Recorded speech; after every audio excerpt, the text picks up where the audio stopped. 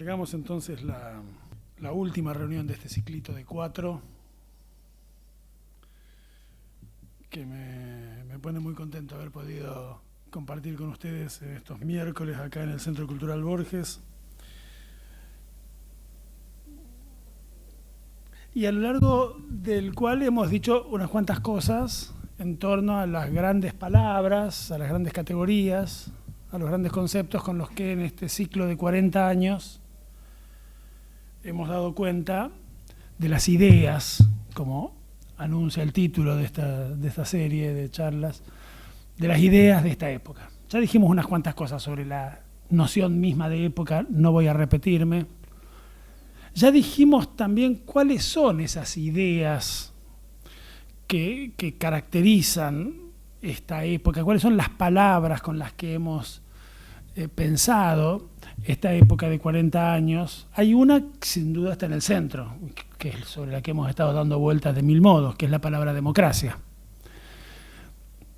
Esa palabra democracia es una palabra, ya lo dijimos, difícil, es una palabra con una historia que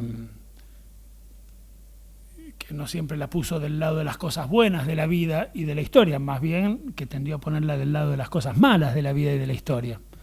Es desde hace muy poquito tiempo que pensamos bien de lo que dice la palabra democracia, que los viejos y queridos griegos inventaron para hablar mal de ella, no para hablar bien de ella. Nosotros hablamos bien de la idea de democracia, hablamos casi obligatoriamente bien de la idea de democracia. La palabra democracia es una buena y hasta una muy buena palabra. Desde algún momento dijimos en reuniones anteriores del siglo XX, en que asociamos la idea de democracia con el resguardo, con la garantía, con la promoción de un conjunto de libertades y derechos.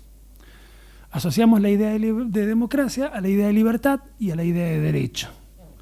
Y sobre esas dos palabritas, la palabra libertad y la palabra derecho, hemos estado dando vueltas en estas reuniones, pensando los distintos modos en los que se ha dicho la idea de libertad, los distintos modos en los que se ha dicho la idea de derecho, pensando las relaciones que existen entre esos modos de pensar las libertades y los derechos y una noción fundamental en nuestra comprensión moderna y contemporánea sobre la política, que es la noción de Estado.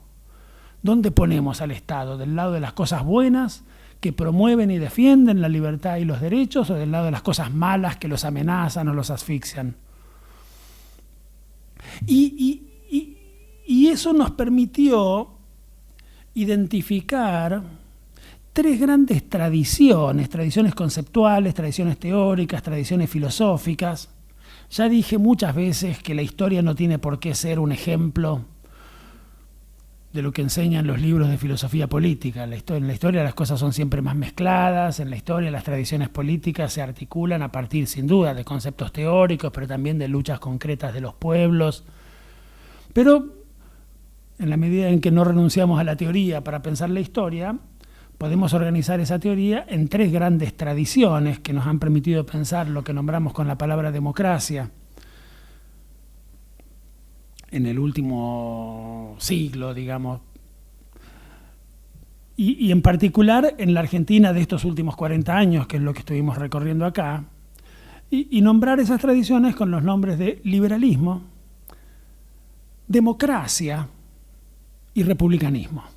Parece que lo que nombramos con la palabra democracia en su uso más generalizado, en su uso más corriente, en realidad es una mezcla, una combinación que va cambiando sus componentes. Ya dije, no es el mismo el peso que le dábamos a la cuestión de la libertad cuando salíamos de la terrible dictadura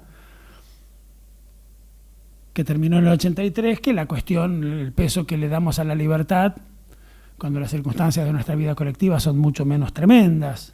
No es la misma la idea de libertad en la que pensamos cuando aquello a lo que se contrapone esa idea de libertad es la dictadura de Videla, y la idea de libertad en la que pensamos en el contexto de un populismo reformista avanzado que piensa la libertad no tanto como la libertad de los individuos frente a un Estado terrorista, sino como la libertad colectiva del pueblo para definir su política económica o para definir su política de comunicaciones, para dar dos ejemplos de los que ya hablamos. Entonces, combinaciones distintas de estas tres tradiciones, la tradición asociada al liberalismo, la tradición asociada a la idea de democracia, entendida en el sentido de una apuesta por la participación popular, deliberativa y activa en los asuntos públicos, la tradición vinculada a la idea de república y a los distintos modos de entenderse también esta palabrita república que está en el corazón de nuestros debates contemporáneos. Para resumir brutalmente lo que hemos dicho en estas reuniones, yo diría que la palabra democracia y la discusión acerca de qué tan democrática o qué tan liberal, qué tan participativa o qué tan representativa debía ser esa democracia que estábamos entre todos construyendo, es lo que ocupa nuestros debates públicos durante los años 80 y 90 del siglo pasado. Ahí aparece una idea sobre la democracia, que es una idea típicamente liberal, representacionalista, digamos, en la que los ciudadanos no deliberan ni gobiernan sino por medio de sus representantes, y en que estos representantes les garantizan a cambio que no se van a meter en su casa por las noches, que no los van a llevar presos sin juicio previo, que no le van a violar la correspondencia ni los cuerpos. Liberalismo puro, digamos. Y otra idea de democracia que entiende que no hay democracia sin participación popular, deliberativa y activa, como adjetiva siempre una filósofa británica que a mí me gusta mucho y que creo ya haber mencionado, Carol Pateman, en los asuntos públicos. Nunca una democracia es 100% liberal sin ni siquiera un poquito de participación. Nunca una democracia es 100% participativa sin por lo menos un poquito de representación. Ambas cosas serían incluso desde el punto de vista práctico inviables. Siempre la democracia combina esos dos elementos y la cuestión es en qué porcentajes, de qué maneras, en qué combinaciones mezcla, ¿no?, el principio liberal de la representación con el principio democrático de la participación.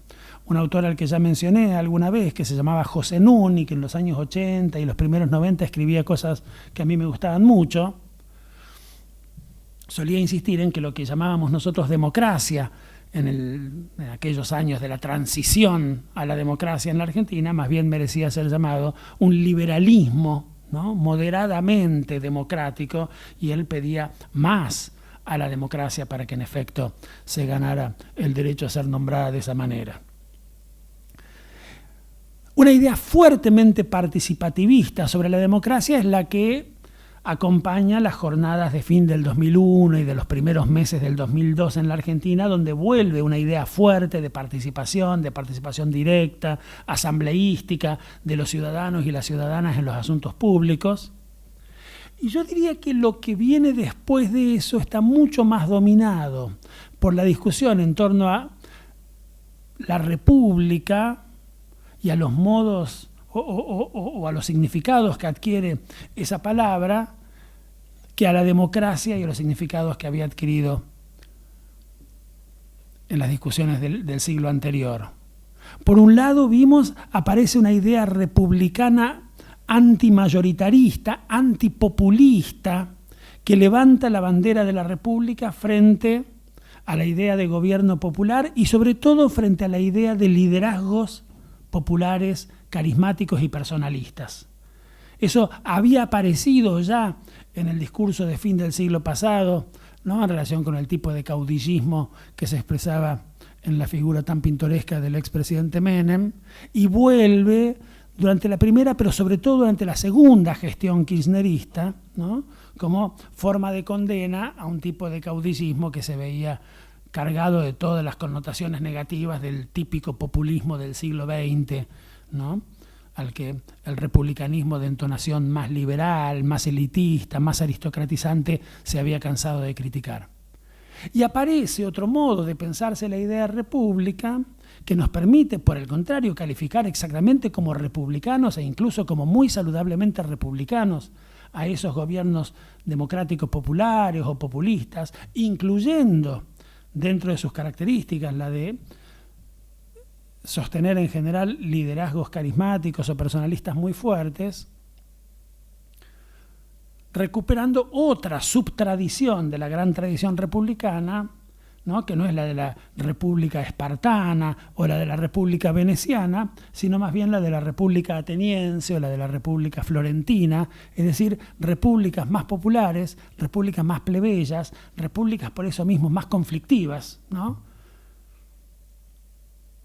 y repúblicas en las que muchas veces el pueblo se expresa a través de líderes carismáticos, personalistas, fuertes, que no solamente no están del otro lado de lo que designamos con la palabra república, sino que son la forma en la que esa república, ¿no?, se hace fuerte frente a los privilegios de las minorías. Yo quería, como les anuncié la vez pasada, pensar hoy con ustedes un ratito, no tenemos más, pero pensar también qué consecuencias tiene para nuestro pensamiento sobre la política, sobre la democracia, sobre el Estado, asunto que quizás consideramos más rápido que lo necesario. Es un gran tema el tema del Estado, es un tema muy difícil el tema del Estado. Y necesitamos una teoría más compleja que las que tenemos para pensar el problema del Estado. En general al Estado lo pensamos según una división medio polar de las posiciones que no ayuda mucho a captar su enorme complejidad.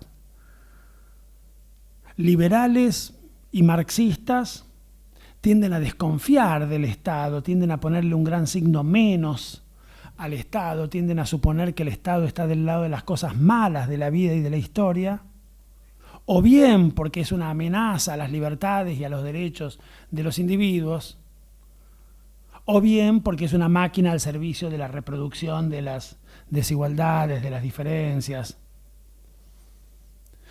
A decir verdad, las grandes corrientes del pensamiento crítico favorable a la libertad desde mitad del siglo XIX en adelante, las grandes corrientes del pensamiento crítico que se levantaron en el pensamiento occidental contra ese monumento enorme del gran pensamiento republicano que fue el pensamiento del gran Hegel, ¿no? Hegel escribe su obra hacia 1830 y en esa obra se luce una frase extraordinariamente potente e importante, la frase que dice que el Estado es la realización de la idea ética. Frase muy interesante del viejo maestro Hegel. El Estado es la realización de la idea ética. Es una frase muy importante esa y al mismo tiempo muy difícil porque en Hegel las palabras tienen significados diferentes que los que tienen en nuestra lengua habitual. Idea en Hegel significa sujeto. El sujeto que se sabe y que se piensa a sí mismo y en tanto que se sabe y que se piensa a sí mismo. El Estado es la realización del sujeto colectivo que es una nación, que es un pueblo, en el estadio ético, es decir, más alto de su autodesarrollo. Si quieren que lo diga con el lenguaje de la política argentina más ostensible y más fácil de reconocer, el Estado es la comunidad jurídicamente organizada. El famoso discurso que dio cierto presidente de la Argentina en un importante Congreso Internacional de Filosofía en el año 1949, que se titula así, La comunidad organizada, sea quien sea que lo haya escrito, y no está claro quién es el que lo escribió, el mencionado presidente escribía muy bien, pero es improbable que haya sabido tanta filosofía como para escribir ese discurso. Por lo menos lo ayudaron, eso es seguro, y la pregunta es ¿quién? Y sobre esa pregunta se han vertido ríos de tinta. Es muy interesante preguntarse quién lo habrá ayudado al presidente que pronunció ese importantísimo discurso en una sala de conferencias en Mendoza, donde estaba sentado en la primera fila, entre otros, el filósofo alemán Gadamer, ¿no? Posiblemente escandalizado, horrorizado. Y fascinado, me imagino también, ¿no? Heidegger no vino. Anunció que tenía un problemita, ¿no? Se ve que no quería quilombo, Heidegger. Pero estuvo ahí de venir, ¿no? Había dicho, sí, voy. Después dijo, no, se me complica. Pero Gadamer vino, ¿no? El gran Gadamer, el gran filósofo alemán del siglo XX, compañero de ruta, interlocutor permanente de la gran filosofía de Heidegger. Él estaba sentadito así en primera fila cuando el presidente Perón leyó La comunidad organizada, en 1949. Bueno, la comunidad organizada, el sujeto colectivo de la historia, que es el pueblo organizado jurídicamente, eso es el Estado. El Estado es, para Hegel, el sujeto de la historia. Nunca nadie habló tan bien sobre el Estado como Hegel en esa frase que luce en la filosofía del derecho. Es el momento más alto de la reflexión sobre el Estado, que empieza, en cierto modo, en el siglo XVII, en la obra del gran Hobbes, que hace del Estado la condición misma de posibilidad para que haya vida colectiva. Hay posibilidad de vida y no estado de naturaleza y por lo tanto guerra de todos contra todos, porque hay un Estado que la garantiza. Pero Hegel da un paso más. Hegel no dice el Estado es la condición para que haya vida en la comunidad. Hegel dice el Estado es la comunidad jurídicamente organizada. El Estado es el sujeto de la historia. El Estado es la institución dentro de la cual y solo dentro de la cual es posible pensar la libertad. Ahí hay una recuperación de la mejor tradición republicana antigua, en que la libertad solo se produce dentro del Estado y no contra el Estado. De Hobbes a Hegel, para decirlo muy rápido, la filosofía política le puso un gran signo más en la cabeza a la palabra Estado. Pero después de Hegel y contra Hegel, los grandes pensamientos sobre la libertad fueron pensamientos antiestatalistas. Carlitos nos enseñó que el Estado es parte de la superestructura al servicio de la reproducción de las relaciones entre las clases. Los liberales nos enseñaron que el Estado es una máquina de asfixiar las libertades y los derechos fundamentales de los individuos. Los anarquistas nos enseñaron que el Estado es una máquina de disciplinar. Los autonomistas nos enseñaron que el Estado es una máquina de heteronomizar. Y todos ellos tenían razón, están bien esas descripciones del Estado. El Estado es todo eso que los marxistas, los liberales, los autonomistas y los anarquistas nos han enseñado que es.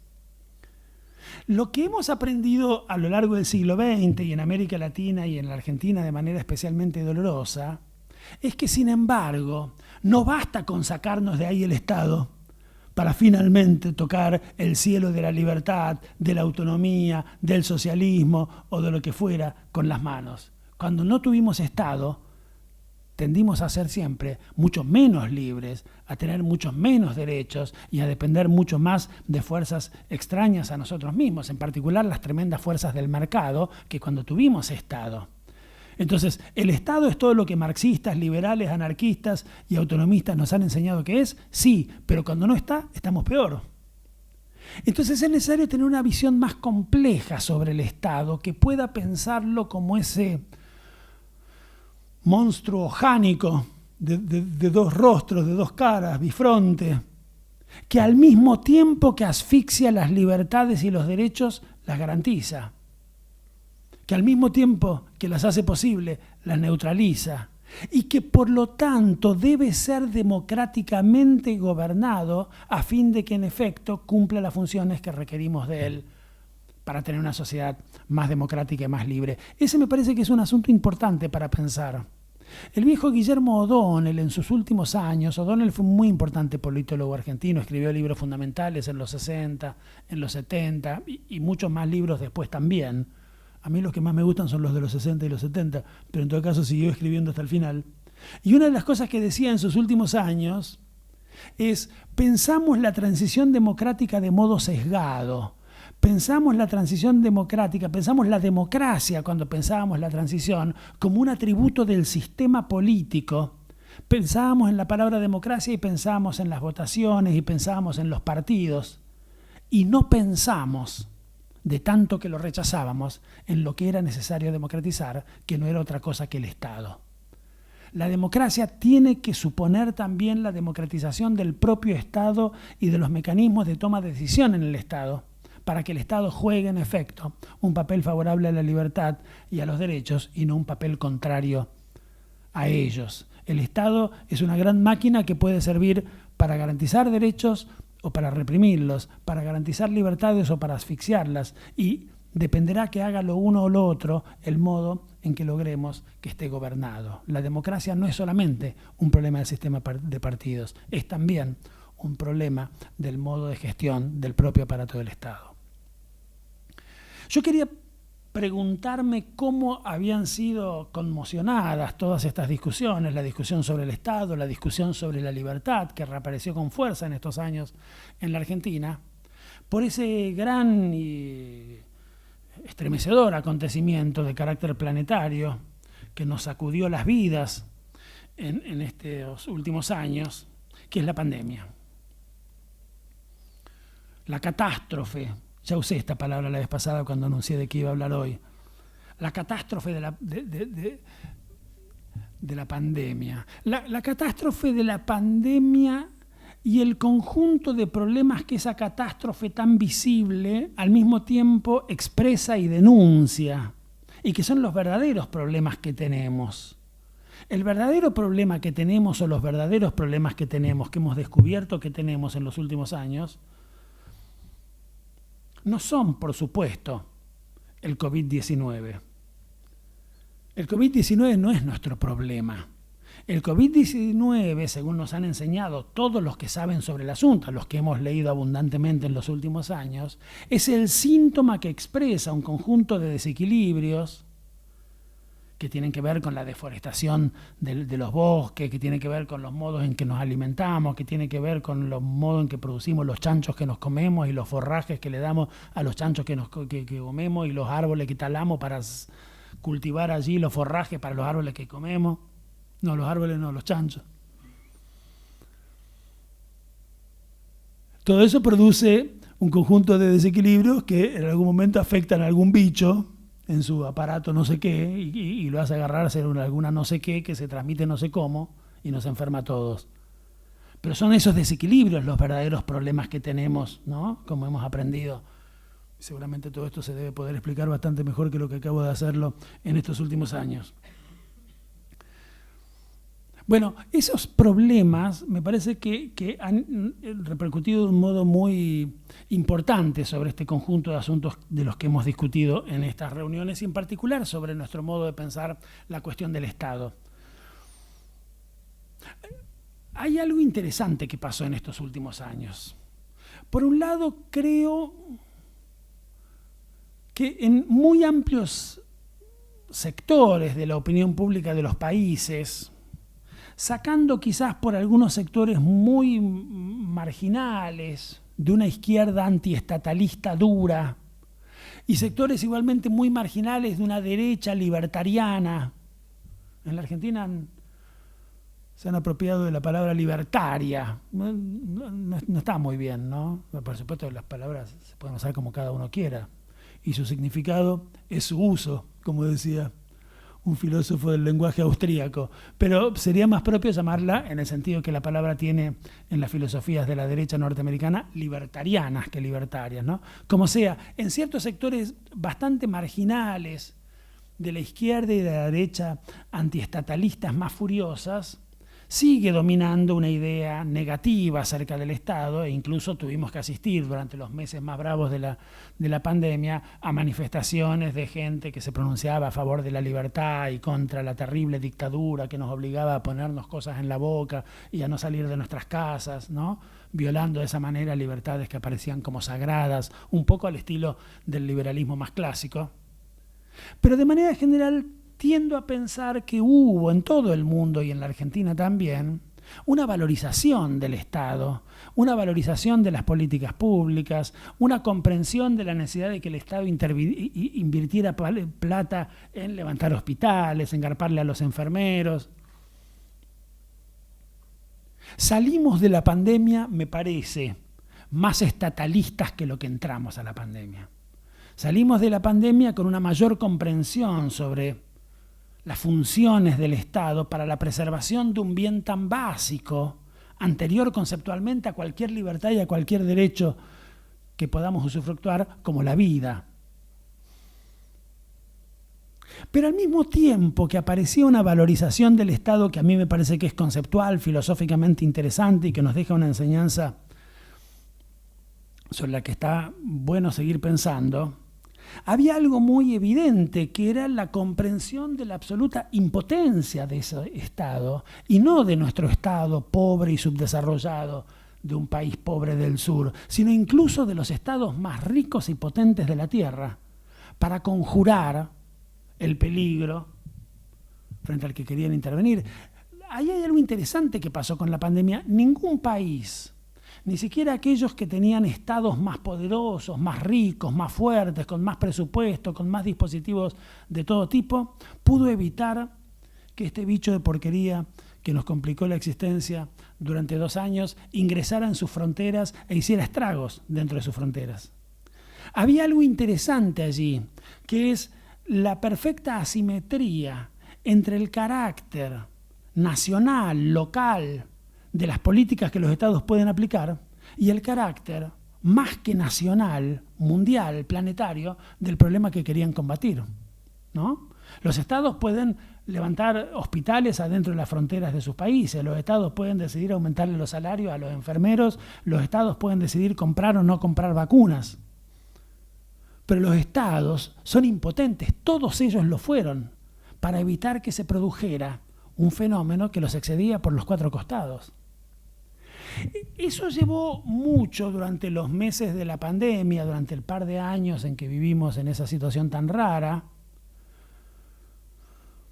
a que se caracterizara esa situación con la figura o con la palabra tragedia.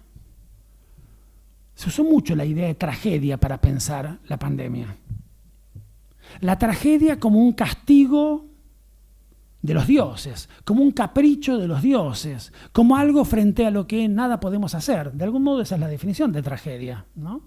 Uno puede decir, hay tragedia cuando los dioses se imponen sobre los hombres.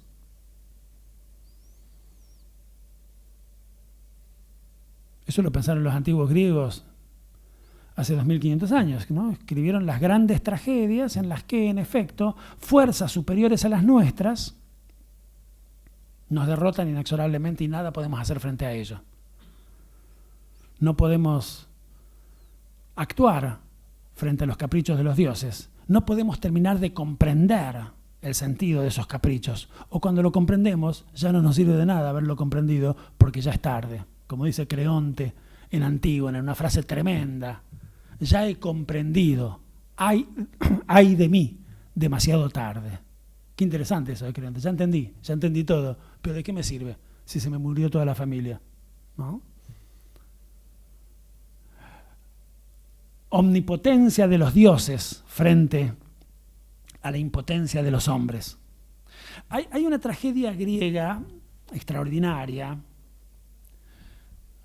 de las más tremendas tragedias griegas, que es una tragedia de Eurípides, que se llama Las Troyanas. Las Troyanas es una impresionante tragedia griega en la que no pasa nada. Hay 2 tipos de tragedia. Permítanme hacer una clasificación. Al fin y al cabo, dar un curso es hacer clasificaciones. Entonces vamos a hacer una clasificación de las tragedias griegas. Hay 2 tipos de tragedias griegas. Las tragedias de acción y las tragedias líricas. Las tragedias donde el asunto es lo que pasa y las tragedias donde el asunto es el lenguaje. En Edipo Rey pasan cosas. En Antígona pasan cosas. Son tragedias de acción, diríamos, en el lenguaje con el que clasificamos las películas de Netflix. En cambio hay tragedias en las que no pasa nada. En Las Troyanas no pasa nada porque todo lo que tenía que pasar ya pasó. ¿Qué es qué? Que los griegos entraron a Troya y se cargaron a todos los troyanos. A los viejos, a los jóvenes, a los niños, a los bebés. Y entonces quedan las troyanas solas, huérfanas, viudas, llorando, imprecando a los dioses, preguntando por qué, escuchando cómo los dioses callan. No hay por qué, y por eso hay tragedia. Para que haya tragedia es necesario que no haya por qué. Si hay por qué, ya no hay tragedia. Ya hay posibilidad de una comprensión y de una reconciliación, por lo menos con el sentido de la historia. Podemos estar tristes, pero entendemos. El problema es cuando ni siquiera podemos entender. Y lloran, y lloran, y lloran. Es tremenda. Es tremenda Las Troyanas. Es una tragedia desgarradora. Al final llegan los griegos, las agarran a las troyanas de las crenchas, las suben a los barcos y se las llevan a Grecia como esclavas. Y la líder de las troyanas, la viuda del viejo rey Príamo, que había sido asesinado por el guerrero Pirro, que había entrado a Troya adentro del caballo de madera, Hécuba dice: llevadnos, griegos, llevadnos, haced de nosotras lo que querráis. Nuestras rodillas ya no resisten, lo hemos perdido todo, nuestros padres, nuestros hijos, nuestros hermanos, llevadnos. Es tremendo eso. es desolador, es espantoso ese final de Las Troyanas. Bueno, esa pieza, Las Troyanas, en los años, fines de los 50, comienzos de los 60, la versionó al francés Jean-Paul Sartre. Sartre hizo versiones en francés de muchas de las grandes tragedias antiguas y usa a propósito la palabra versión y no la palabra traducción, porque Sartre, cuando versionaba, hacía política, y con Las Troyanas hace mucha política. Año 1959, 60, guerras por la liberación nacional de los países de África, guerra en Vietnam contra los ejércitos norteamericanos. Entonces Sartre piensa esa guerra imperial de los griegos contra ese pequeño pueblecito que eran los troyanos, con el modelo de las guerras de mitad del siglo XX, convierte a las troyanas en pobres africanas o vietnamitas. Todo eso está muy bien. Leer siempre es hacer política y usamos a los clásicos para pensar nuestro tiempo. Pero cuando llega el momento en que Écuba dice llevadnos, griegos, llevadnos, nuestras rodillas ya no resisten, Sartre traduce, no nos llevaréis, perros imperialistas, rodillas resistid, ¿no? Hay una filóloga francesa extraordinaria, una tipa genial que se llama Nicole Loraux. Recomiendo mucho la lectura de Nicole Loraux, es una tipa que sabe sobre la cultura griega una enormidad. Ha escrito libros hermosos, La ciudad dividida, La construcción de Atenas. Es bárbara Nicole Loraux, ¿no? Y tiene un pequeño librito, chiquitito, muy lindo, que se llama La voix endoyée, algo así como la voz en duelo, la voz enduelada, no sé, donde le pega un flor de reto a Sartre. Dice, Sartre, pará, boludo, está todo bien, estamos todos con los africanos, estamos todos con los vietnamitas, somos todos progresistas, pero es Eurípide, boludo, no podés decir, rodillas, resistid, ¿no? Bueno, esta anécdota no tiene ninguna relación con la clase de hoy, sacando por lo siguiente. Porque al final, Sartre le da la palabra al dios Poseidón, que es el dios de los mares y de la guerra, haciendo ahí también una pequeña trampita menor, porque Eurípides pone este discurso de Poseidón al comienzo y Sartre lo manda al final, con lo cual le da más peso, le da valor de moraleja, le da valor de final de historia, y le hace decir Sartre a Poseidón un discurso extraordinario con el que se cierra su versión de la Antígona de Eurípides. Dice, estúpidos mortales, podéis haceros la guerra, podéis asesinar a vuestros enemigos, violar a sus mujeres, quemar sus ciudades, matar a sus niños. Al final reventaréis. Punto. Todos. Punto. Así termina la versión de Las Troyanas de Eurípides de Jean-Paul Sartre. Vous en creverez. Punto. Tous. Tremendo. Desde el punto de vista de los dioses, que son omnipotentes respecto a los hombres, que están hartos de los hombres, que los ven pelearse ahí abajo como hormiguitas por causas absolutamente insignificantes, todos los hombres los tienen podridos a los dioses. Y los dioses, cuando se cansen, dice Poseidón, y me estoy por calentar, Poseidón dice, cuando me termine de calentar, voy a hacer así, pum, y los mato a todos, tus, y no me vengan, no, yo soy troyano, yo soy griego, no, desde el punto de vista de los dioses no hay griegos, troyanos, justos, injustos, ¿no? Algo de eso aparecía en las representaciones colectivas sobre la pandemia durante estos últimos 2 o 3 años. A cualquiera le puede tocar, es como un monstruo que no distingue ricos de pobres, blancos de negros, justos de injustos. Se muere gente buena, no se muere gente mala. Entonces la idea de tragedia para pensar el problema de la pandemia apareció mucho en nuestros discursos, apareció mucho en nuestras representaciones. Pero era una idea indudablemente engañosa. Porque la verdad, y por eso decía hace un momento todas las cosas que aprendimos leyendo a los tipos que saben sobre cómo se producen chanchos, sobre cómo se produce soja, sobre fertilizantes, sobre desertificaciones, sobre talas de bosques y tantas cosas, la verdad es que la pandemia no fue un capricho de los dioses. La pandemia fue el resultado perfectamente previsible y además perfectamente previsto, de un conjunto de decisiones perfectamente humanas, tomadas por un conjunto de señores y de señoras, pero sobre todo de señores muy ricos, que son los dueños de las empresas de fertilizantes para la soja y de los productores de chanchos, que son los mismos, por cierto, que los productores de las vacunas que después nos tenemos que aplicar, ¿no?, para curarnos de las enfermedades que nos produce el modo en que ellos mismos producen los chanchos, ¿no? No fue un capricho de los dioses el COVID-19. Fue un resultado que se anunciaba a los gritos, que se anunciaba además en las investigaciones científicas que desde hacía años venían diciendo, guarda que se va a venir de nuevo, porque no es la primera epidemia de esta naturaleza que padecimos, el COVID-19. Estos eran los murciélagos, ¿no? Pero antes habíamos tenido la de los chanchos, y antes habíamos tenido la de los pollos, y dentro de 3 años todos los que saben avisan que viene otra, que será la de los perros salchicha o la de alguna otra cosa. Porque no hay modo de que no venga si no dejamos de desertificar la tierra, si no dejamos de talar los árboles, si no dejamos de tirarle herbicida a la soja, si no dejamos de darle soja a los chanchos, si no dejamos de comer los chanchos que comen la soja a la que le tiramos los herbicidas. No es un castigo de los dioses, es un resultado perfectamente previsible de lo que un conjunto muy pequeño de señores muy ricos, pero muy ricos del mundo, decide por nosotros, afectando las condiciones de vida en el planeta. Hay una cantidad de cosas que hemos leído en estos años que son muy interesantes, pero me gustaría recuperar una palabrita que permite poner en diálogo esta catástrofe sanitaria y ambiental, cuya expresión, insisto, es el COVID-19 hoy, como fue la fiebre aviar hace unos años, como será la de los perros salchicha o la que toque dentro de 3, si no hacemos algo al respecto. Y la pregunta, en todo caso, es la pregunta por el sujeto de ese si no hacemos algo al respecto.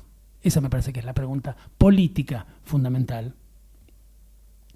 Quería poner en contacto esta idea de catástrofe con un libro que creo haberles mencionado la vez pasada, cuando anuncié de que íbamos a hablar hoy, que es un libro de un gran filósofo alemán de mitad del siglo XX que se llamaba Karl Jaspers y que escribió un libro formidable, para mí un modelo de libro de filosofía. No de filosofía académica, no lleno de citas, no hecho para ascender posiciones en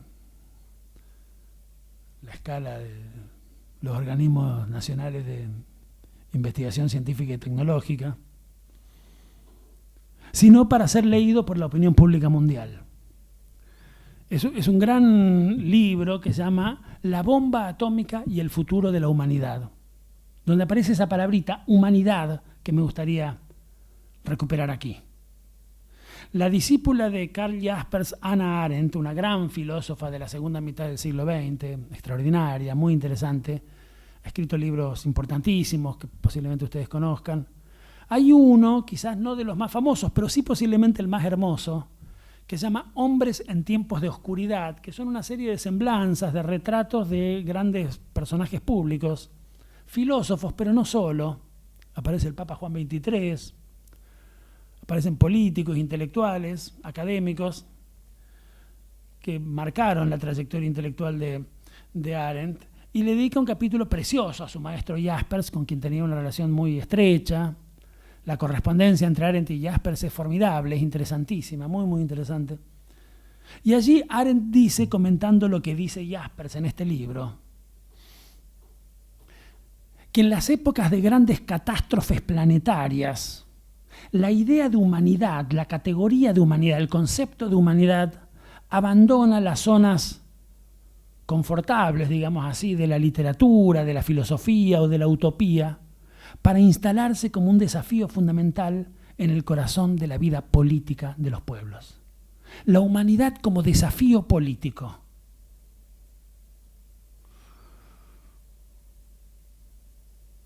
Mucho más cerca nuestro, en el tiempo, a mí me impresionó mucho un libro que escribió otra filósofa, en este caso norteamericana,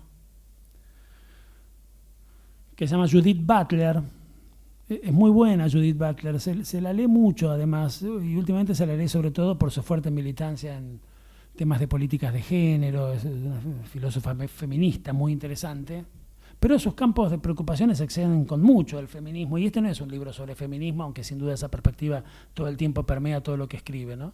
Es un libro muy valeroso, muy corajudo, que escribió Judith Butler un año después o 6 meses después de la caída de las Torres Gemelas de Nueva York. Y se llama Vida Precaria. Y es un libro muy interesante, donde también Butler a su modo nos invita a pensar qué pasa con las catástrofes, de qué manera las catástrofes conmocionan nuestra representación sobre las cosas. Acá no se trata de la catástrofe de la bomba atómica, que nos obliga a pensar algo muy novedoso. La bomba atómica, Hiroshima, digamos, nos pone por primera vez ante una comprensión que no teníamos, que es que el género humano cuenta ya con la tecnología suficiente para que con solo un salame apriete un botón, volemos todos por el aire y se acabe la vida humana y posiblemente la vida sin más en el planeta. Esa es una cosa que nunca había pasado en la historia de la humanidad y que evidentemente cambia nuestros modos de pensar las cosas. Podemos volar todos por los aires. Basta que uno apriete un botón. Y entonces allí aparece un desafío político, que ¿cómo hacemos para que no aprieten el botón? ¿Y quién es de nuevo el sujeto de ese cómo hacemos para que no aprieten el botón? ¿Cuál es el sujeto que debe pugnar por defender la vida del género humano en la Tierra? Cuando se cayeron las torres de Nueva York, las Torres Gemelas, Judith Butler escribe una cosa muy importante en ese libro, Vida Precaria. Es una catástrofe de un tipo evidentemente distinto del de la bomba atómica, distinto del COVID, pero no deja de ser una catástrofe muy interesante para pensar la de la caída de las Torres Gemelas, que es un acontecimiento, dice Butler, que pudo habernos enseñado una lección fundamental que no tuvimos nosotros y nosotras, ciudadanos y ciudadanas norteamericanos, el coraje de aprender. Si nos hubiéramos detenido a pensar, dice Butler, si hubiéramos parado para preguntarnos qué es lo que nos enseñaba la caída de las Torres Gemelas de Nueva York, habríamos descubierto el modo en que se había conmovido en nuestro interior una certeza con la que andamos los más ufanos por el mundo, que es la certeza de que las vidas de la mayor parte de los hombres y mujeres del planeta son vidas precarias, que las vidas de los asiáticos son precarias. Los asiáticos son gente que vive lejos, todo el tiempo se les caen bombas y se mueren. Los africanos se enferman, les agarra sida, se mueren. Los sudamericanos son gente violenta, hacen revoluciones, se mueren. Nosotros norteamericanos, dice Judith Butler, estábamos habituados a pensar todas las vidas menos las nuestras como precarias. Habíamos naturalizado, dice, una división internacional de la precariedad que nos ponía a nosotros en un lugar distinto de todos los demás. Nosotros teníamos un sistema previsional fenómeno, nosotros teníamos un sistema de salud bárbaro, nosotros teníamos las expectativas de vida más altas del planeta. A nosotros no nos podía pasar nada muy grave. Y un buen día, mientras veníamos pensando esas cosas de vuelta del almacén, se nos caen encima 2 edificios con 5.000 muñecos adentro, que nos revelan o que nos habrían revelado si hubiéramos estado dispuestos a pensar lo que allí estaba pasando y lo que eso nos estaba enseñando, nuestra común condición de seres frágiles. Él dice, Butler, con una figura que toma del filósofo Emmanuel Levinas, ¿no? El tenue nosotros humano que nos vincula a nosotros, norteamericanos y norteamericanas, con los últimos orejones del tarro del planeta. Hay algo del orden del descubrimiento de nuestra radical igualdad, de nuestra radical impotencia, de nuestra radical e idéntica sumisión a los caprichos y a las fuerzas que no controlamos. Por eso me gustaba citar esa frase con la que Sartre termina su versión de las Troyanas de Eurípides. Reventaréis todos omnipotencia de los dioses sobre los hombres e indiferenciación de los hombres. Ustedes también, norteamericanos, se pueden morir en cualquier momento. A ustedes también se les puede caer un edificio sobre la cabeza.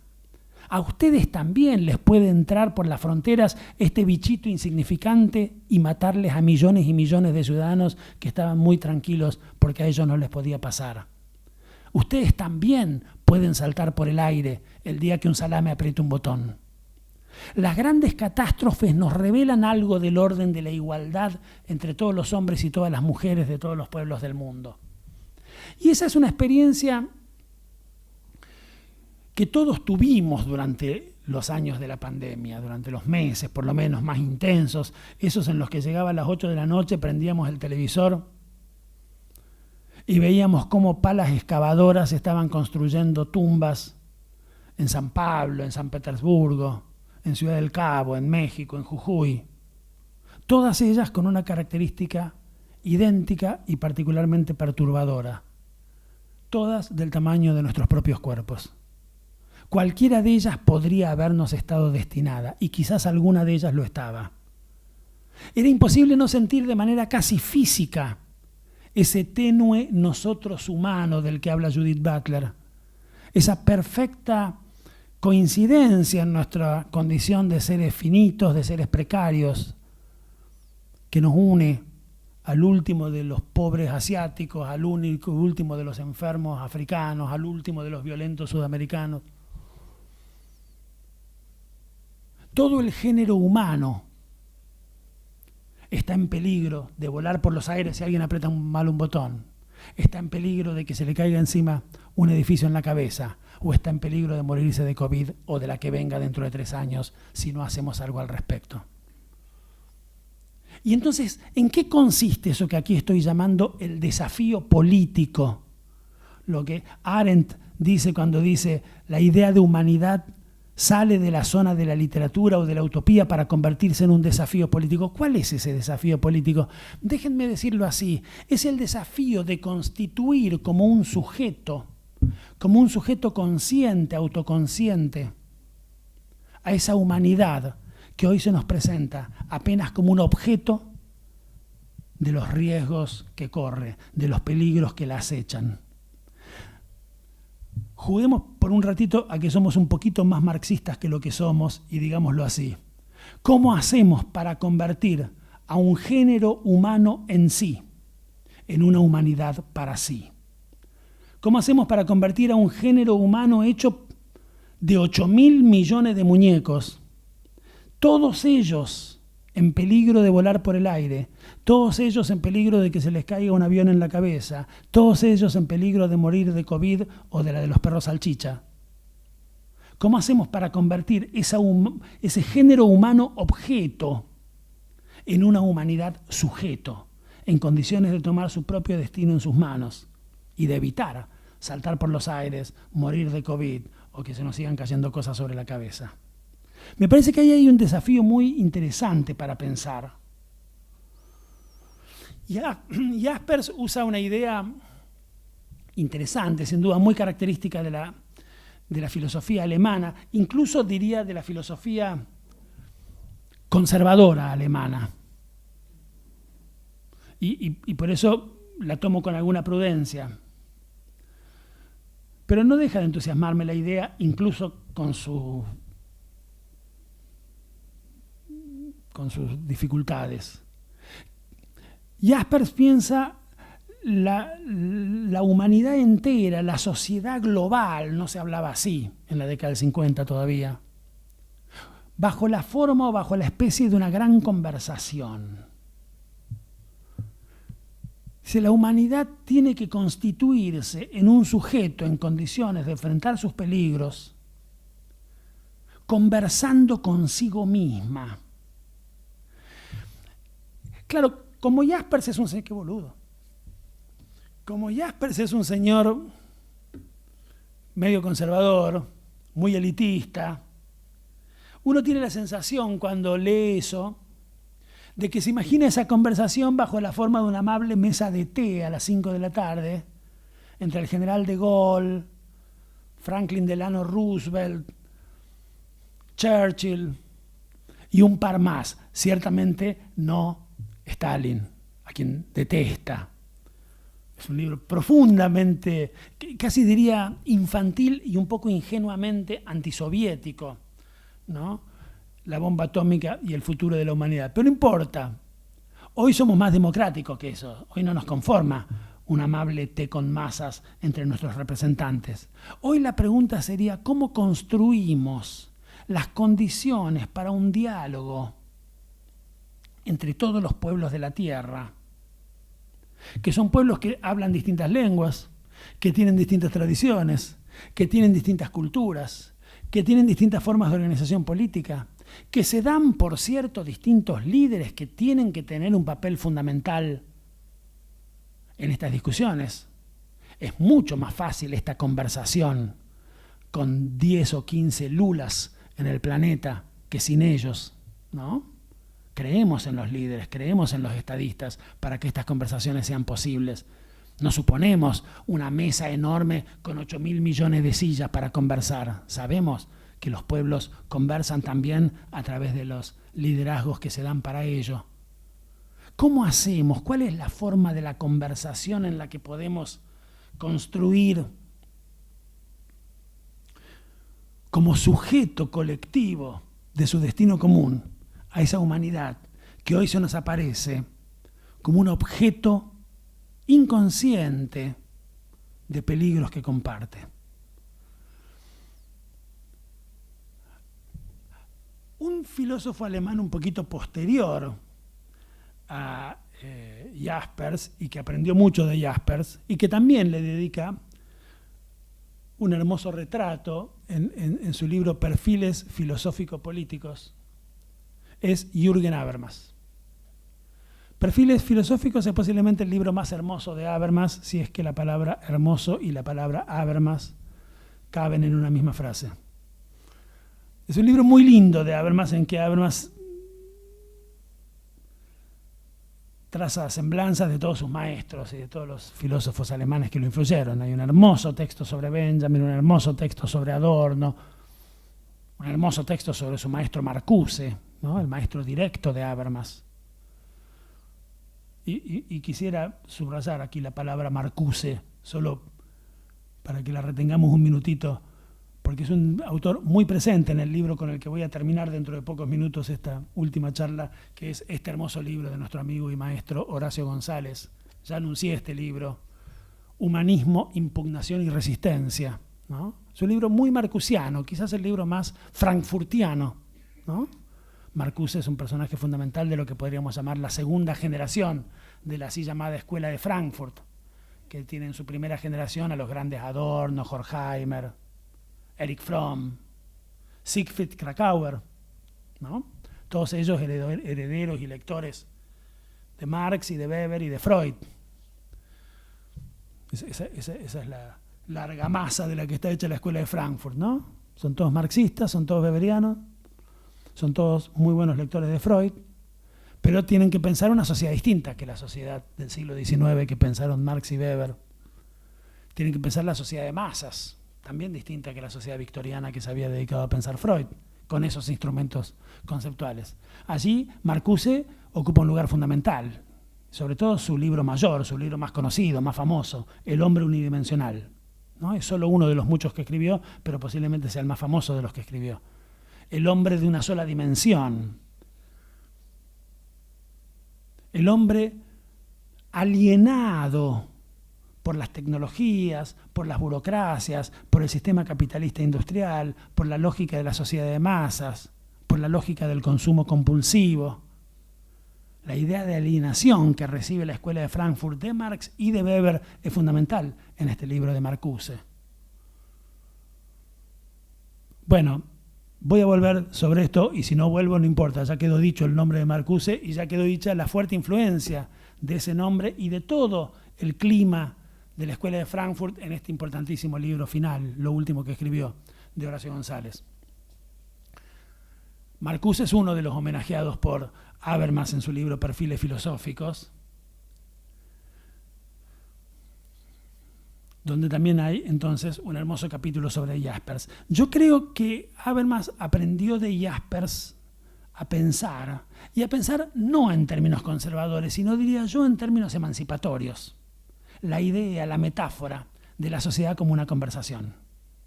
Habermas escribió un libro muy famoso, muy conocido, bastante difícil, muy criticado también, La teoría de la acción comunicativa, un libro polémico por muchas razones, incluido su lenguaje mucho más tributario del funcionalismo norteamericano que lo conveniente. Pero Habermas pensaba la sociedad bajo la forma de una gran conversación y tiene un librito que a mí me gusta mucho que se llama Ciencia y Técnica como Ideología, que está muy bien, que en castellano está por Tecnos, y donde Habermas dice una cosa que a mí me parece interesante. Dice, una sociedad democrática es la que estimula el diálogo en todas direcciones entre los habitantes de los tres vértices del triángulo que componen. Los que gobiernan, los que tienen el poder, digamos, los que saben, los que tienen el saber científico, tecnológico, y una opinión pública movilizada, lúcida y crítica. Los que gobiernan, los que saben, y el pueblo como opinión pública, ilustrada, movilizada y crítica, que tiene que conversar con los unos y con los otros. Si los científicos no conversan con el pueblo, estamos al horno. Es el pueblo el que tiene que transmitirle sus necesidades. Son los científicos los que tienen que informar al pueblo. Si los gobiernos no conversan con el pueblo, estamos fritos. Los pueblos tienen que decirle al gobierno lo que necesitan. Los gobiernos tienen que explicarle a los pueblos lo que hacen. Y si los gobiernos no conversan con los que saben, estamos mal. Los gobiernos tienen que pedirle ayuda a los que saben. Los que saben tienen que decirle a los gobiernos cómo hacer las cosas que los gobiernos en ejercicio de la soberanía popular quieren hacer. Una sociedad democrática, dice Habermas, es la que estimula el diálogo entre estos tres vértices. Y una cosa que me da vuelta desde los meses de la pandemia y que me parece a mí que es necesario pensar, es si seremos capaces de pensar los mecanismos, las formas, los canales institucionales, los lenguajes, en los que esos diálogos, en los que esa conversación pueda tener lugar a la escala necesariamente global de los problemas que hoy enfrentamos. ¿Podrán los gobiernos democráticos de los pueblos del mundo y los sistemas científicos, tecnológicos y universitarios de los estados del mundo formar parte de una gran conversación en torno a cómo hacemos para no volar todos por los aires, para que no se nos sigan cayendo edificios sobre la cabeza y sobre todo para que no nos moramos todos de la próxima epidemia que sin duda se viene? A mí me parece que ese es un gran asunto, es un gran tema y replantea los grandes problemas de una tradición que podemos nombrar, y ahora sí, para ir rápidamente y ya para terminar al título de este último extraordinario libro de Horacio, podemos nombrar con la palabra humanismo. Entendida la palabra humanismo, que tiene una larga tradición, que viene del Renacimiento, que hoy no tiene buena prensa, ¿no? El propósito de Horacio es muy interesante y lo dice todo el tiempo en su libro. Me propongo preguntarme qué sigue teniendo de interesante y de recuperable una palabra que tiene mala prensa, a la que todo el estructuralismo y el postestructuralismo francés, ¿no? Dejaron muy mal parada. Hay que recordar nomás las diatribas de Althusser contra el pobre Sartre, ¿no? Al que Althusser dejó por el piso como un humanista ingenuo, como el dueño de una teoría muy pobre sobre el sujeto frente al poderoso dispositivo de las estructuras que Althusser venía a explicar. No es fácil de reivindicar el humanismo sin ingenuidades, pero podemos entender el humanismo de un modo muy general como una preocupación, y creo citar exactamente a Horacio, una preocupación por las distintas formas de menoscabo de lo humano. Eso dice Horacio en este libro. El humanismo es una pregunta por lo humano en tanto tal. Y ese humano en tanto tal está amenazado por múltiples formas, ¿no?, en las que se opera sobre nosotros la alienación que nos produce el capitalismo industrial, que nos producen los medios masivos de comunicación, que nos producen las burocracias, que nos produce el reino de la razón instrumental en sus distintas manifestaciones, que nos producen los dispositivos farmacológicos que dominan el mundo, que nos producen los dispositivos económicos, que nos enferman para que después caigamos en las redes de esos dispositivos farmacológicos, ¿no? Pensar el humanismo como una reflexión crítica sobre las distintas formas de menoscabo de lo humano, lo cual lo lleva a Horacio a discutir los viejos temas de la tradición humanista tercermundista y a empezar este libro por las mismas cosas que leía y por los mismos asuntos de los que se ocupaba, en la época en que, creo haber dicho esto la vez pasada, y a raíz de eso mi amigo Daniel Maidana trajo hoy para mostrarme un número que compró en su momento de la revista Envido, donde Horacio en 1971 escribió un artículo que se llama Humanismo y Estrategia en Juan Perón. Horacio escribe en el 71, cuando tenía 27 años, Humanismo y Estrategia en Juan Perón, y 50 años después, en el 21, Humanismo, Impugnación y Resistencia.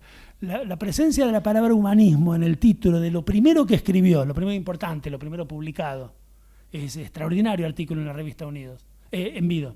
Y en lo último que escribió, que es este extraordinario libro, es muy reveladora de una preocupación constante en la vida de este enorme intelectual argentino, que a lo largo de 50 años trató de pensar esos distintos modos de menoscabo de lo humano, esos distintos modos de deshumanización de los hombres y mujeres, uno de los cuales, y fundamental, es en nuestros países, el imperialismo, el colonialismo, la dominación de unos pueblos sobre otros. Por eso este libro empieza por Frantz Fanon, la gran lectura de aquellos años 60 y 70, ¿no?, que circulaba por las páginas de la revista Envido y que Horacio trae otra vez aquí a la discusión, pasado por Marcuse, pasado por Habermas, pasado por todas las cosas que leyó durante estos 50 años para pensar de un modo mucho más complejo las cosas.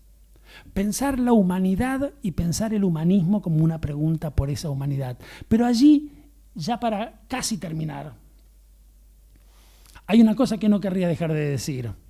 Esa idea de humanidad no puede ser, no debe ser, dice Horacio, una idea que nos lleve a pensar más allá de la idea de nación.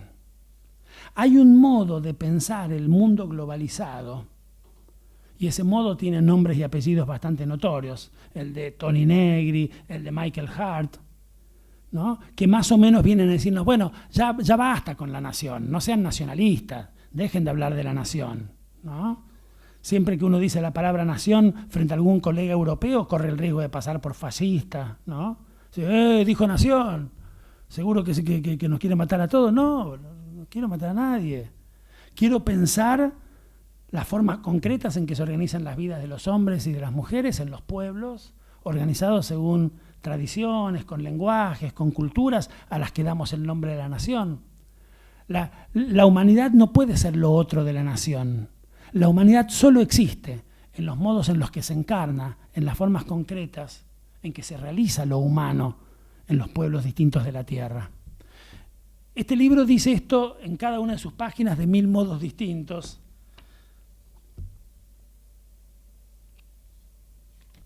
Solo voy a leer, porque me resulta hoy particularmente emocionante leer, ya casi sobre el final de este libro, un homenaje de Horacio a un amigo suyo, que se moriría muy pocas semanas después de él. Se llamaba José Pablo Feynman. Y escribió un libro muy importante de la filosofía argentina que se llamaba Filosofía y Nación. Ese libro vale la pena leerlo, los que no lo hayan hecho. Es un libro muy interesante, que expresa algo de la discusión de aquellos años de la revista Envido, algo de una discusión antiimperialista, tercermundista, sartreana, compleja, sutil, sofisticada. Últimamente releí la revista Envido, entre otras cosas, porque ahora podemos hacerlo gracias a que la Biblioteca Nacional, durante los años en los que la dirigió Horacio, reeditó facsimilarmente la revista Envido y se la puede leer de punta a punta. Es extraordinario, es una experiencia formidable. La revista Envido es bárbara. Y allí los artículos de José Pablo Feynman son particularmente destacables. Era muy bueno, muy, muy bueno.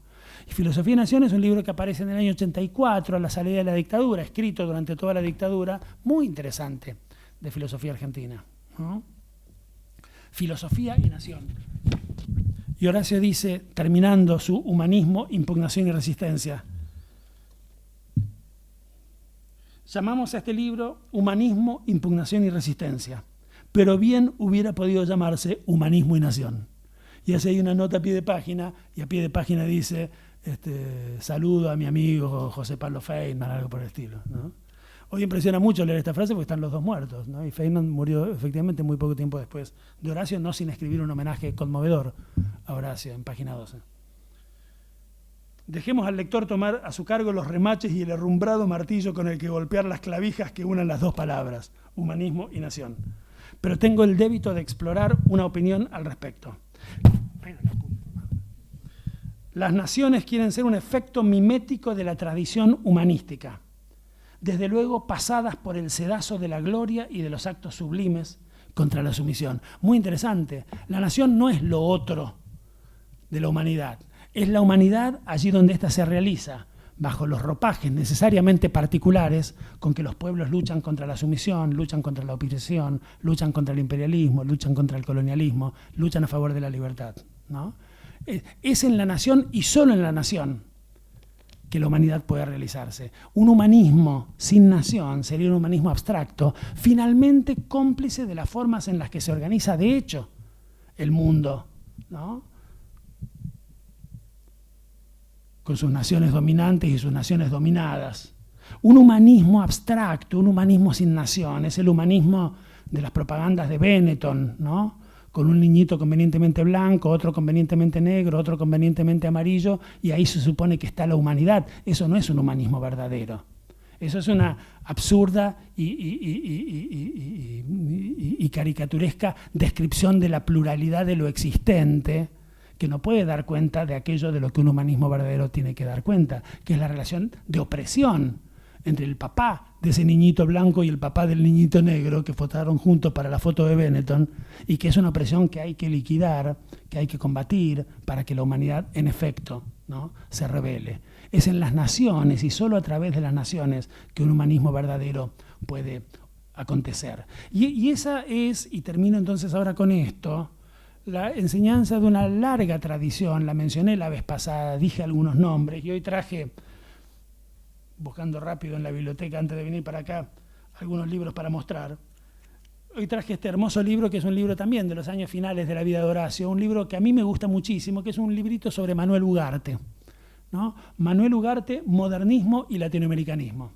Manuel Ugarte es un interesantísimo socialista argentino que empieza a escribir bien a comienzos del siglo XX, muy influenciado por el modernismo rubendariano. Es un modernista, es un vanguardista, pero es un vanguardista que ya en 1900 y chirolas escribe cosas en las que se anuncia algo de lo que vendría después en su obra.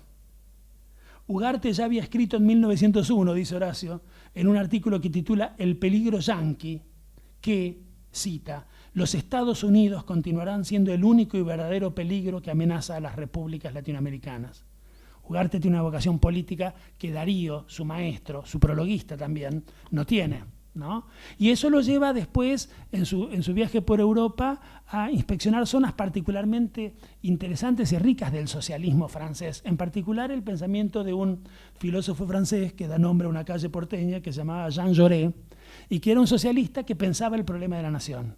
Era un socialista que pensaba, en efecto, que no hay humanidad si no se realiza en las lenguas nacionales, en las culturas nacionales, a través de las tradiciones nacionales, en los países. Y a ver si encuentro, para terminar, porque es muy linda, la cita con la que Ugarte, revelando esa fuerte influencia del socialismo francés,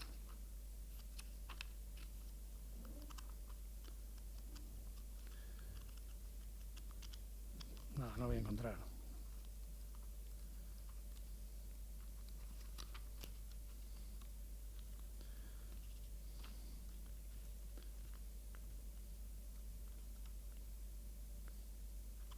El neutralismo de Ugarte en la guerra, ¿no?, que Horacio compara con el de Scalabrini Ortiz, muy interesante.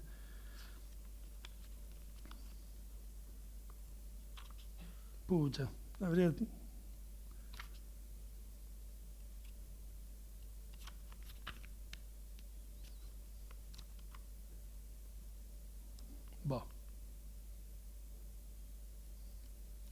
No, hay una frase de Ugarte que me gusta mucho, ¿no?, en que bueno, algo así como pensar la humanidad, ¿no?, como el diálogo entre todas las naciones amigas y libres. Dice algo así, ¿no? Me acuerdo de esa expresión, amigas y libres. Bueno, esa es la utopía latinoamericanista, finalmente, de Ugarte, ¿no?, que fue un latinoamericanista cabal, que tenía mucho dinero. Ugarte provenía de una familia de la oligarquía y se patinó todo ese dinero dando vueltas por América Latina, ¿no? De México empezó a bajar, paraba en todas las grandes capitales, paraba en lindos hoteles, claro, si uno tiene guita, para en lindos hoteles, y le hablaba a las juventudes de todos los países de América Latina, les llevaba la buena nueva de la Reforma del 18, es un socialista de la Reforma del 18, Ugarte, ¿no? Que después se entusiasma mucho con Perón y termina convirtiéndose en embajador de Perón en México. Un itinerario que después seguiría su mejor alumno, el colorado Jorge Abelardo Ramos, que también moriría embajador argentino de un gobierno peronista, distinto que el de Ugarte. Estaba presidido por un tal Carlos Menem, ¿no?, del cual fue embajador en México también Jorge Abelardo Ramos. De modo que hay allí la continuidad de una vocación latinoamericana que a mí me parece en efecto interesante.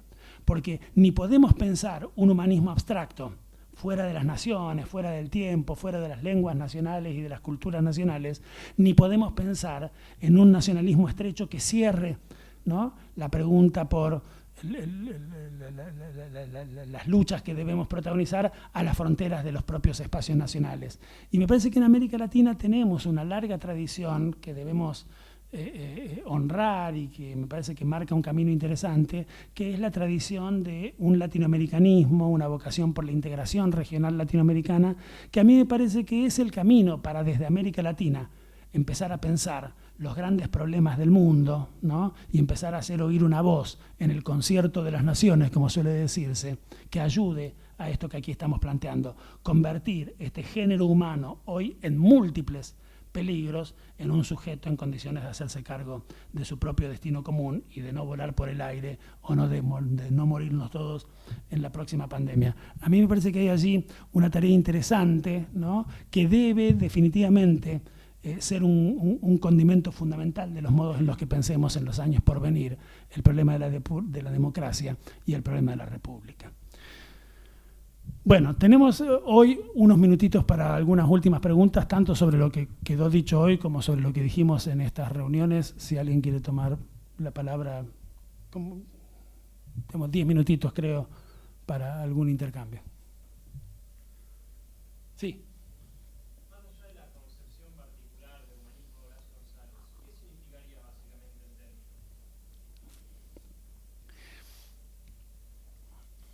No, es que ahí empiezan los problemas. La palabra es una palabra que aparece en efecto en el Renacimiento y uno dice humanismo y piensa que eso que es en Pico de la Mirándola, en Maquiavelo, ¿no? Es un pensamiento que pone al hombre en el centro del mundo, digamos, por oposición al pensamiento medieval que ponía al hombre como un objeto de otro tipo de fuerzas que los hombres no controlaban, que era la providencia divina, el destino, lo que fuera, ¿no? Es un gran tema del Renacimiento, el problema de la libertad del hombre frente a las fuerzas que no controla, que cuando se pensaban con la nomenclatura cristiana se nombraban como providencia, y cuando se pensaban con una terminología más pagana se nombraban como fortuna, ¿no? El tema de la fortuna es un gran tema del Renacimiento, es un gran tema de Maquiavelo, es un gran tema de Shakespeare, ¿no? El penúltimo capítulo del Príncipe de Maquiavelo, que es extraordinario, se titula de cómo incide la fortuna sobre los asuntos humanos y de los modos en que los hombres pueden conjurarla, ¿no? De los modos en que los hombres pueden hacerse dueños de su propio destino contra esas fuerzas, ¿no? Y Maquiavelo no deja de reconocer, hay muchas cosas que no entendemos, hay muchas cosas que no controlamos, hay muchas cosas que no dominamos y de las que somos como juguetes, pero tenemos capacidades técnicas, tenemos capacidades intelectuales como para dominar esas fuerzas que en principio no controlamos y volvernos dueños de nuestras propias vidas. Y el tema de Shakespeare no es otro que ese, ¿no? El monólogo más famoso de la literatura universal dice: ser o no ser. Es más noble soportar contemple los dardos y flechazos de la insultante fortuna o tomar las armas contra un mar de adversidades y enfrentándolas ponerle fin. Padecer o actuar. Ser objeto o ser sujeto. ¿No? Bueno, esa es la gran discusión del Renacimiento. En cierto sentido uno podría decir, llamamos humanismo a la vocación por pensar a los hombres, si uno quisiera decirlo, podría decir a la humanidad como el conjunto de los hombres y mujeres del mundo, como sujetos y no meramente como objetos, como dueños de su destino y no meramente como piezas de un ajedrez que juegan otros, ¿no? Esa idea es una idea muy interesante, es una idea muy provocadora, es una idea muy emancipatoria, es una idea muy liberadora, pero en efecto los años 60 le pusieron la tapa a esa idea de un humanismo que haga de los hombres sujetos de su propio destino, cuando vino Althusser y dijo, digo Althusser para como resumir en su persona, en su figura, un conjunto de pensamientos que lo que vinieron a decir es, miren, los hombres no son dueños de... Si querés, antes incluso de Althusser, te diría Lévi-Strauss, antes incluso de Lévi-Strauss, Durkheim, ¿no? Los hombres son objeto de un conjunto de determinaciones, de estructuras, no son dueños de sus vidas. Eso es muy perturbador. Toda la tradición estructuralista francesa nos enseña que somos mucho menos sujetos de nuestra vida de lo que creemos. Y Althusser termina eso de un modo muy definitivo, diciendo el sujeto no es otra cosa que un punto vacío en la estructura, el resultado de un conjunto de determinaciones, de estructuras que no conoce, que no controla, que no comprende y que se le imponen, ¿no?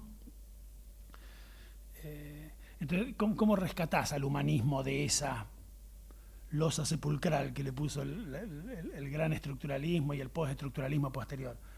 En ese sentido, me parece que el libro de Horacio sabe que está tratando de levantar una palabra muy difícil de levantar en la tradición filosófica contemporánea, ¿no? Pero que vale la pena, me parece, pensar. Me parece que vale la pena decir, bueno, no nos apuremos a declarar, ¿no?, la imposibilidad de que el hombre en singular o los hombres en plural, ¿no?, como decía Hannah Arendt, basta hablar del hombre, hablemos de los hombres, lo cual introduce el principio de la pluralidad, ¿no?, de las diferencias que deben formar parte de este diálogo del que hablábamos, ¿no? No abandonemos tan rápido la idea de que los hombres podemos volvernos dueños de nuestro destino, porque si no, estamos verdaderamente al horno, porque si no, alguien va a terminar apretando un botón, alguien nos va a terminar tirando un edificio por la cabeza, o alguien, ¿no?, va a liberar a algún perro salchicha enfermo de alguna porquería y nos va a matar a todos. Me parece que contra eso está bien recuperar la idea, ¿no?, de unos hombres, de unos pueblos, de unos saberes teóricos, de unas universidades, diría, de unos estados, de unas comunidades nacionales, ¿no?, estatalmente organizadas, en condiciones de pensar muy críticamente esas estructuras que gobiernan nuestras vidas para poder conjurarlas, para poder combatirlas, ¿no?, para poder combatir en la práctica políticamente esas múltiples formas de menoscabo de lo humano. Me gusta mucho esa expresión de Horacio, ¿no? Múltiples formas de menoscabo de lo humano.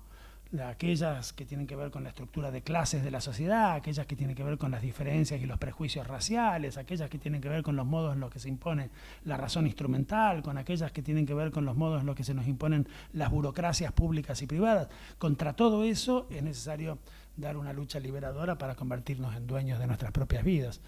Es muy evidente el modo en que no somos dueños de nuestras propias vidas, el modo en que estamos sujetos a todo tipo de mecanismos, ¿no?, tecnológicos y de todo tipo, el modo en que las tecnologías gobiernan nuestras vidas, el modo en que los estados, el modo en que las burocracias, el modo en que la publicidad, el modo en que los lenguajes de los medios gobiernan nuestras vidas. Todo eso hay que pensarlo, todo eso hay que criticarlo, y en eso consistiría, me parece, una actitud humanista crítica, no ingenua, ¿no?, y por lo tanto liberadora. Sí. Sí, claro.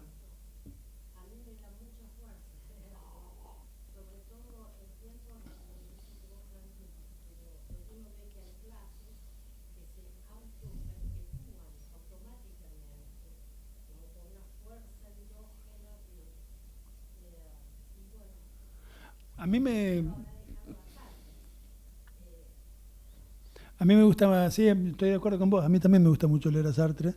Es cierto que levantamos como dicen los franceses, un perro muerto, difícil de levantar. Pero, bueno, para leer los autores de moda, eso es fácil, ¿no? Leamos a los autores que no están de moda, que es más interesante. Y me parece que en Sartre hay un conjunto de potencias muy grandes de su pensamiento que yo creo que tienen muchas cosas para decirnos todavía hoy, ¿no? Recomiendo y te recomiendo en particular, si te interesa Sartre y la discusión francesa de los años 50, los muy buenos trabajos que está escribiendo desde hace unos cuantos años un muy interesante filósofo argentino que se llama Leonardo Eif, que ha escrito a falta de uno 3 libros muy interesantes sobre el debate francés de los años 50. Un gran libro sobre Merleau-Ponty, filósofo de la política, que me parece a mí lo mejor que se ha escrito en la Argentina sobre el Merleau-Ponty político, ¿no? No tanto fenomenológico o filósofo del conocimiento, sino el Merleau-Ponty involucrado en las discusiones políticas de su tiempo, sobre todo en la gran discusión que planteaba la Unión Soviética, ¿no? Ahí está el libro de Merleau-Ponty, Humanismo y Terror, que tradujo al castellano en Buenos Aires León Rosichner, ¿no? Que es un libro fundamental, y Las aventuras de la dialéctica. Esos 2 libros de Merleau-Ponty son bárbaros. Si me das a elegir, me quedo con Merleau-Ponty antes que con Sartre. Me parece mejor. Pero Sartre tiene una cosa provocadora, tiene esto que traje hoy un poco en broma, un poco en serio, que a mí me gusta mucho. Me parece bárbaro agarrar Eurípides, darlo vuelta, hacerlo decir cualquier cosa. ¿No? Me parece que hay ahí una audacia política en Sartre muy interesante, ¿no? Quizás filosóficamente menos provista que la de Merleau-Ponty, pero muy interesante. Leonardo escribió ese gran libro sobre Merleau-Ponty, escribió un libro sobre Sartre y Merleau-Ponty en los debates argentinos de los años 60, donde fueron presencias muy fuertes, particularmente en el grupo Contorno, ¿no? León Rosichner, traductor de Merleau-Ponty, David Viñas, gran lector e imitador de Sartre, Carlos Correa, quizás el más sartreano de los sartreanos argentinos, el más tremendamente sartreano, ¿no? El sartreano menos dialéctico y más genetiano, digamos, más desesperado. Correa era extraordinario, para mí es un filósofo muy poco conocido y un escritor enorme que hay que leer más. Por suerte está todo lo que escribió para leer. Y ahora últimamente, hace 2 o 3 años, Leonardo sacó otro libro muy interesante que se llama Fantasmas de la Revolución, y que es sobre, se subtitula Ensayos sartreanos, y son ensayos sobre la Argentina y sobre el tercer mundo, de fuerte inspiración sartreana. Si te interesa, metete en las cosas de Leonardo, porque para mí es de los filósofos argentinos jóvenes, digamos, el que está trabajando más seriamente sobre ese autor, que yo estoy de acuerdo con vos, a mí me parece que hay que seguir leyéndolo con mucho interés.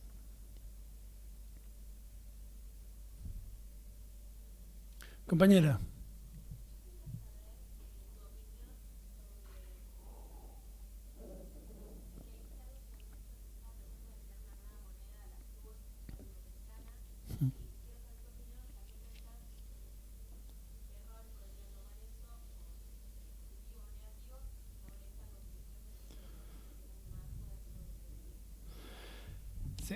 No puedo decir nada sobre teoría monetaria, lo ignoro todo sobre eso, pero desde un punto de vista más general me parece que es una gran apuesta, muy interesante, que podría ayudar a convertir a América Latina en una zona geopolíticamente muy potente, un poco como en su momento el euro contribuyó a hacer de Europa una zona de esas características, ¿no? Está claro que ni América Latina será una zona geopolíticamente potente, ni Europa lo es, solo debido a una medida de política monetaria.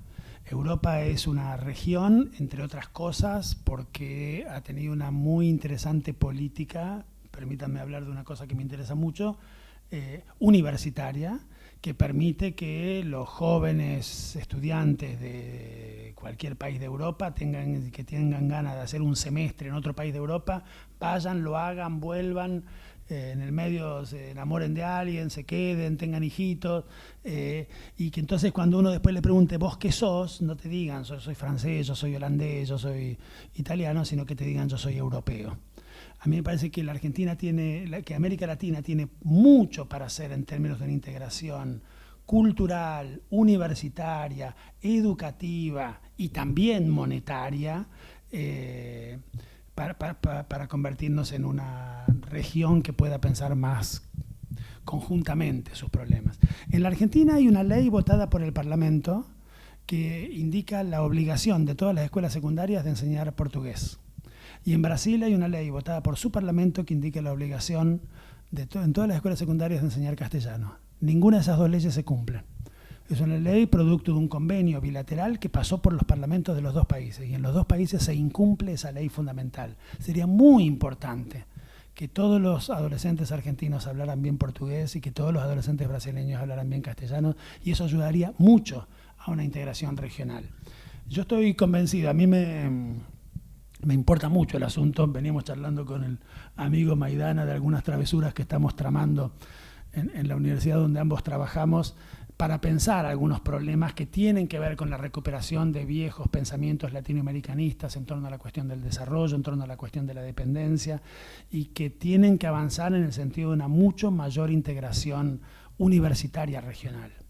No puede ser que cuando un estudiante nuestro se vaya, hace un semestre en Londres y vuelve, tardemos 2 segundos y medio en reconocerle todo lo que estudió en Londres, pero que si se llega a ir a Asunción del Paraguay o a Lima, le hagamos análisis de orina y no sé qué, antes de reconocerle sus estudios, ¿no?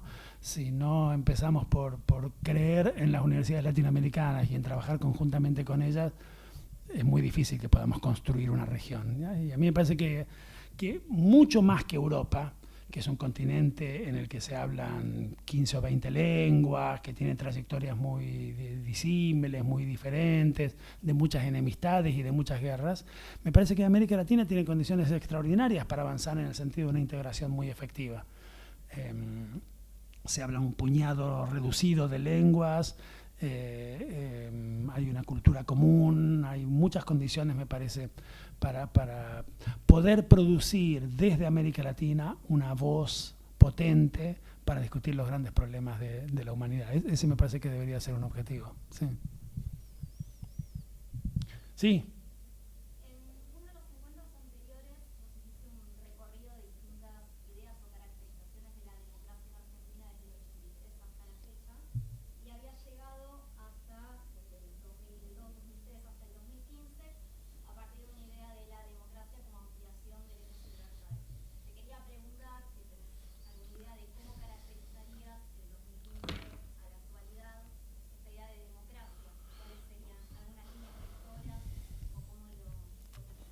Qué interesante.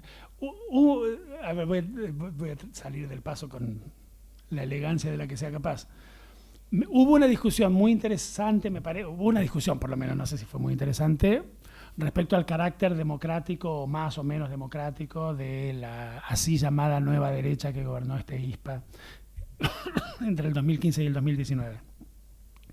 Hubo un gran entusiasmo de algún sector de la politicología por calificar rápidamente de democrática a una derecha que no se calificaba a sí misma con esa palabra. Es decir, si había una palabra que no decían los señores de derecha que gobernaron este país entre el 2015 y el 2019, era la palabra democracia.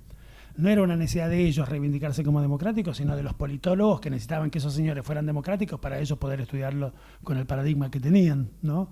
Los tenían que hacer entrar a una teoría que solo deja entrar a gente democrática, por lo tanto tenían que apurarse para volverlos más democráticos de lo que ellos mismos reclamaban ser. Ellos decían de sí mismos cuando decían algo que eran republicanos, no que eran democráticos, ¿no? En todo caso, conforme todo lo que fuimos diciendo aquí, el carácter democrático de esa presunta nueva derecha es por lo menos muy opinable. Tanto si pensamos en las libertades negativas de los individuos, que fueron tremendamente limitadas durante ese periodo, desde las libertades básicas de expresión, de manifestación, de decir lo que uno pensaba, de reunirse con quien uno quisiera. Volvió a aparecer una forma de un Estado muy interventor en nuestras vidas individuales por vías tan poco virtuosas como el espionaje, por ejemplo. como si pensamos en términos de libertades positivas, ¿no? Es decir, de la libertad de los individuos para participar en los procesos de toma de decisión que fueron clausurados por completo. Como si pensamos en términos de derecho, palabra que la presuntamente nueva y presuntamente democrática derecha gobernante no usaba, ¿no? No usaba, tachaba la palabra derecho y ponía allí alguna otra cosa, privilegios, beneficios. Es muy difícil, ¿no?, pensar en qué sentido uno diría que se trataba de una nueva derecha democrática, una que combatió todas las formas de las libertades y todas las formas de derecho que conocíamos. Lo que vino después me parece que todavía debe ser motivo de muchas discusiones. Fue raro, fue una mezcla de cosas, como todo en la historia, como ya dijimos, una mezcla de muchas tradiciones. Yo creo que en los primeros discursos, en las primeras apariciones públicas, en el muy interesante discurso de Asunción del presidente Fernández, en algún discurso que dio frente a líderes sindicales, que a mí me resultó muy interesante, se advertía un interesante intento de cruce de dos tradiciones políticas argentinas, una de las cuales le podemos dar el nombre que ya le dimos de alfonsinismo, y la otra era un peronismo bastante más clásico que el peronismo que había animado la experiencia kirchnerista, por lo menos con una componente corporativo, digamos así, mucho más fuerte que el que se permitía expresar el kirchnerismo, que siempre tuvo sobre eso una cuestión mucho más liberal, ¿no? Después vino la pandemia, y la pandemia en efecto trastocó todo, incluso los modos de los discursos y los valores involucrados en los discursos.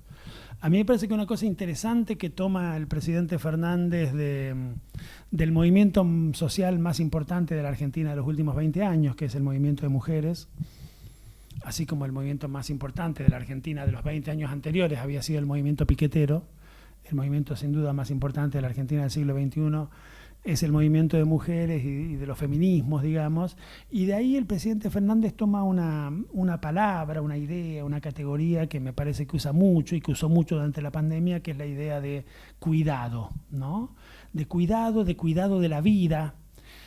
Hablaba en esos términos el presidente en sus discursos por cadena nacional, o no sé si usaba la cadena nacional, sus mesas esas en las que ponía filminas y todo, ¿no? Y decía eso, cuidado, ¿no? Que es una palabra curiosa en la tradición democrática argentina, ¿no?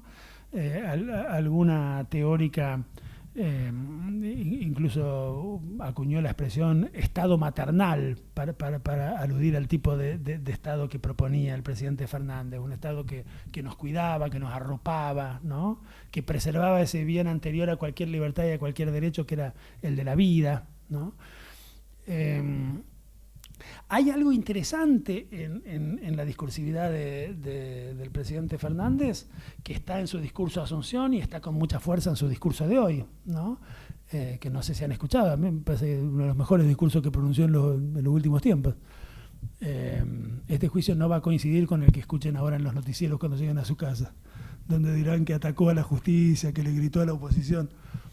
A mí me parece uno de los discursos más interesantes que le escuché al presidente en mucho tiempo, el de hoy a la mañana, donde recupera una cosa que había dicho en su discurso de Asunción y que después tuvimos muchos motivos para reprocharle que no estuviera a la altura, que es la idea de los sótanos de la democracia, ¿no? Es decir, la crítica del secreto y la reivindicación de lo público como un espacio luminoso en el que no debe haber cosas escondidas, ¿no?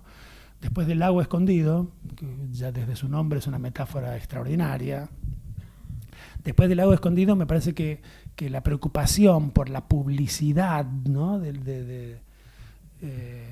Como componente fundamental de una república se vuelve un asunto muy importante, y hoy creo que en el discurso de Fernández eso estuvo muy presente. Digo esto, estoy medio balbuceando.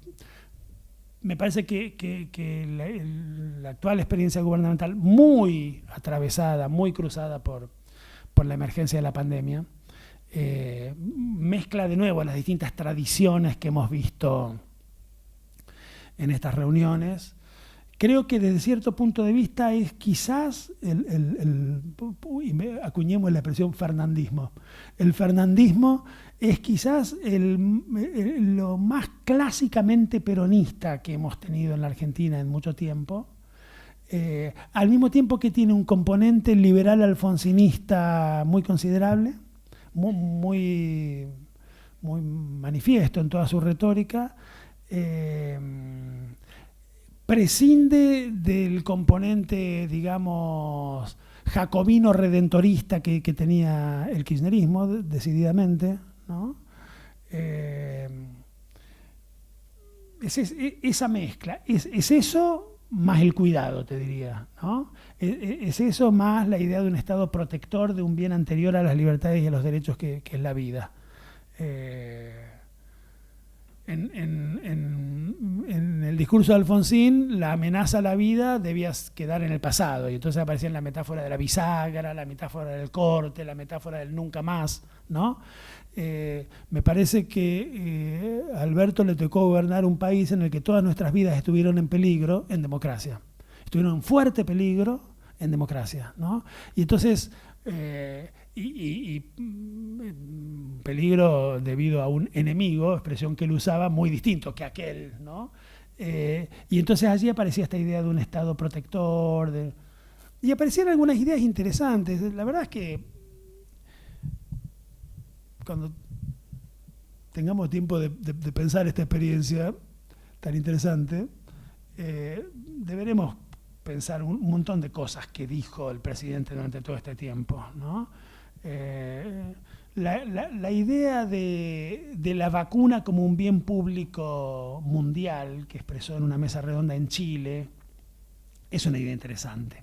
Es menos interesante que lo que habría sido si se hubiera animado a decir que la salud tiene que ser un bien público mundial y no la vacuna. Porque decir que la vacuna es un bien público mundial quiere decir, quédense tranquilos, señores de Pfizer, que los gobernantes progresistas de los países del tercer mundo los seguiremos haciendo ricos a ustedes, ¿no? Comprándole las vacunas para curarnos de las enfermedades que ustedes, que también son los productores, los dueños de Cargill y de ESA, nos causan. Si hubiera dicho que la salud debe ser un bien público mundial, se habría puesto más interesante la cosa, porque eso obligaría a revisar los modos en los que Cargill y ESA nos arruinan la vida, ¿no? Antes de salvárnosla vendiéndonos después las vacunas que ellos mismos producen. Pero hay ahí un conjunto de discusiones, me parece que son interesantes, ¿no? Y que eso me parece una configuración nueva de las distintas tradiciones que hemos visto en estas reuniones, la que configura esta escena discursiva novedosa del albertismo, o del fernandismo, pero me parece que no carece de interés. A mí me parece que es interesante.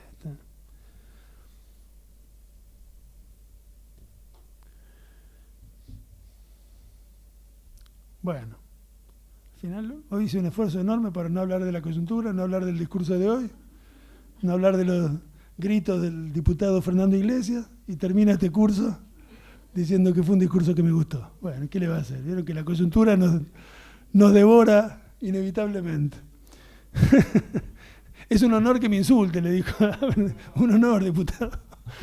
Bueno, che, muchas gracias, ha sido un placer, ¿eh?